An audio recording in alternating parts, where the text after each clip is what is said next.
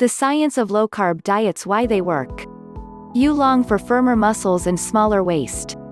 Everybody does. Do you think you can't lose weight? Yes, you can.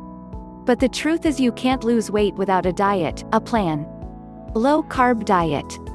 Weight loss experts and diet plan authors all agree that much of our excess weight comes from the carbohydrates we eat, especially the highly refined or processed ones such as potatoes, baked goods, bread, pasta and other convenient foods.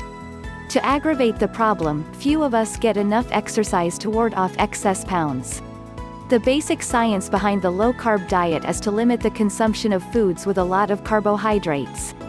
The low-carb diet includes many popular weight loss programs such as the Atkins, South Beach, Zone and Carbohydrate Addict Diet.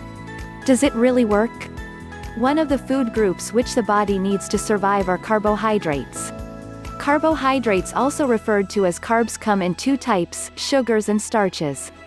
Sugars are simple carbs, usually sweet tasting like biscuits and sweets, and easily digested. Whereas, starches are complex carbs found in bread, pasta, noodles and rice and take longer to digest. The body transforms all these digestible carbs into glucose, the sugar that our cells use as fuel or energy. When glucose molecules pass from the intestine into the bloodstream, the pancreas releases insulin, a hormone that mobilizes cells to absorb it. Muscle, fat and other cells then absorb the excess glucose from the blood and insulin levels return to normal. After a meal high in glycemic index, ranking of foods according to how fast their sugars are released into the bloodstream, blood sugar levels rise higher and rapidly. The insulin needed to fill all that sugar into muscles and fat cells also weaken the activity of glucagon, a hormone that signals the body to burn stored fuel when blood sugar levels fall below a certain point. Glucose level drops so low, leaving the body starved for energy. The brain and intestine then send out hunger signals. New cravings are created requiring more carb intake.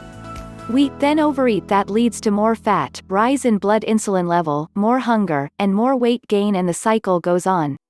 On the contrary, adhering to a low-carb diet puts an end to this cycle.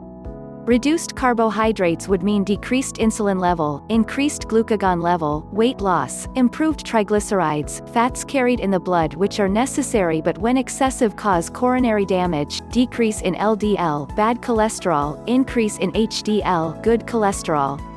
The bottom line, give refined or processed carbohydrates which cause rapid changes in blood sugar, trigger hunger, thereby encouraging overeating that ultimately leads to obesity, smaller spots on your plate. Anyway, nobody ever died from skipping potatoes, pasta, rice and white bread. That said, go get yourself a few good low-carb cookbooks. Better still, leaf through this site's 1,000 plus low-carb recipes, a seemingly endless variety of recipes. Try every recipe imaginable and make this diet as enjoyable and diverse as possible.